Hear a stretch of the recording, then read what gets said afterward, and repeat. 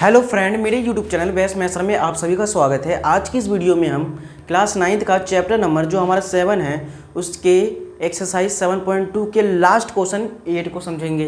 तो चलिए देखते हैं क्वेश्चन नंबर 8 क्या है हमारा। यहाँ पर क्या कहा है कि दर्शाइए कि किसी समबाहु त्रिभुज का प्रत्येक कोण जो होता है 60 डिग्री का होता है। तो ये ईजी क्वेश्चन है, बस आपको यहाँ पर सही से समझना है। तो मान लीजिए कोई त्रिभुज है, मैंने मान लिया कि त्रिभुज ABC है। यहाँ पर त्रिभुज ABC, ये हमारा A है, ये हमारा B है और ये हमारा C है, इस प्रकार से। ठीक है, तो आपको इसमें पता होगा कि समबाहु यानी कि इसको जो इसकी सारी भुजाएं होती है वो बराबर होती है। सम मतलब कि इसके जो योग होते हैं वो बराबर होते हैं, यानी कि AB जो है वो BC के बराबर, BC जो है AC के बराबर, इस तरह से हम कह सकते हैं। यानी कि इसकी तीनों भुजाएं जो होती है बराबर होती है और भुजाओं के साथ साथ इसके कोण भी बराबर होते हैं। लेकिन हमें कोण बताना है पहले, तो ठीक है, इस तरह से हमने यहाँ पर लिख दिया। तो हमें कोण बताना है क्या, B, C और A, इन तीनों के कोण बता देंगे। ठीक है, तो चलिए देखते हैं क्या क्या इसमें हम कर सकते हैं। तो पहले लिखेंगे हम माना, यहाँ पर माना त्रिभुज ABC एक क्या है, समबाहु। ठीक है, समबाहु त्रिभुज है, इस तरह से हमने यहाँ पर लिख दिया। माना त्रिभुज ABC एक समबाहु त्रिभुज है, जैसा कि आपको क्वेश्चन में कहा गया है।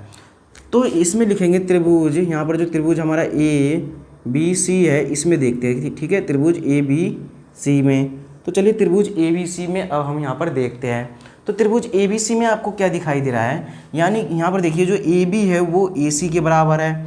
यहाँ पर जो AB है वो AC के बराबर है, जैसा कि आपको पता चल रहा है कि यहाँ पर जो कोण है, यानी कि ये जो भुजा है, भुजा क्या है, आपस में बराबर है।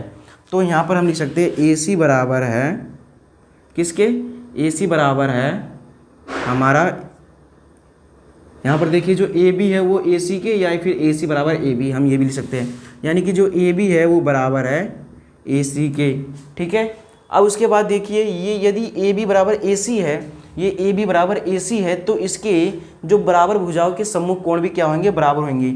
यानी AC के लिए हमारा क्या हो जाएगा B और AB के लिए क्या हो जाएगा C, यानी कि एंगल B बराबर हो जाएगा एंगल C। कारण क्या लिख देंगे, बराबर भुजाओं के, यहाँ पर लिख देंगे बराबर भुजाओं के सम्मुख कोण क्या होते हैं, कोण बराबर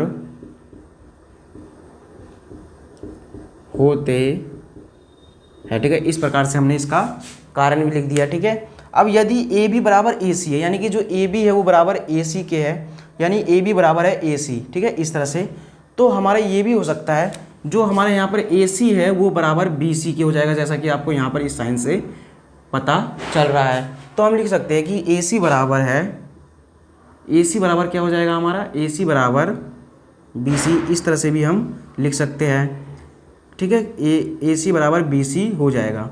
यदि AC बराबर BC है, यानी कि जो AC है वो बराबर BC है, तो यहाँ पर देखिए ये जो हमारा कोण है और ये कोण है, यानी कि AC के लिए हमारा यहाँ पर जो AC है, ठीक है AC, तो यहाँ पर देखिए ये कोण और ये जो हमारा BC है ये कोण, ठीक है, ये दोनों क्या हो जाएंगे, बराबर हो जाएंगे।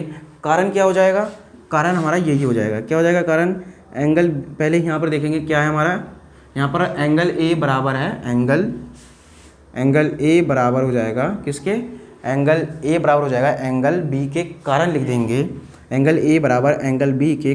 कारण क्या हो जाएगा, बराबर भुजाओं के सम्मुख कोण बराबर भुजाओं के सम्मुख कोण क्या होते हैं, बराबर होते हैं। यहाँ पर लिख देंगे बराबर भुजाओं के सम्मुख कोण बराबर होते हैं। ठीक है, इस तरह से हमने इसका कारण भी लिख दिया। तो आई होप आपको इतना समझ में आ गया होगा।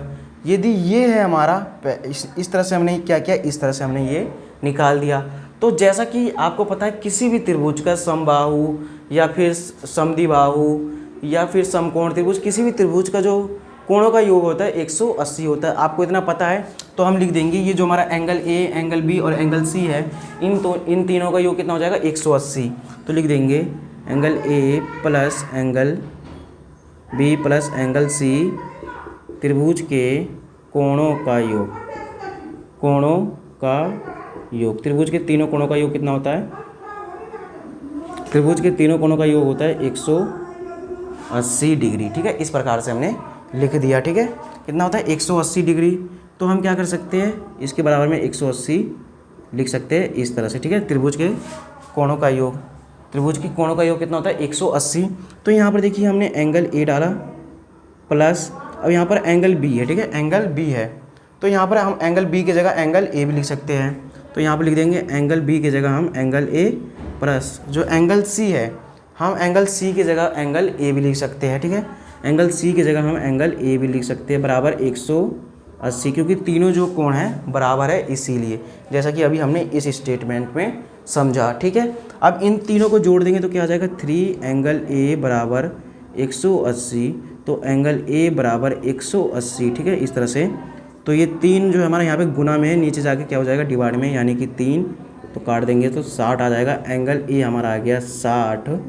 ठीक है, तो एंगल बी भी हमारा कितना आ जाएगा 60 और एंगल सी भी कितना आ जाएगा 60। ठीक है, क्योंकि ये ए जो है बी के बराबर है, बी सी के बराबर है, इसीलिए जो हमारा एंगल ए, एंगल बी और एंगल सी क्या हो गया 60 हो गया। यानी कि प्रत्येक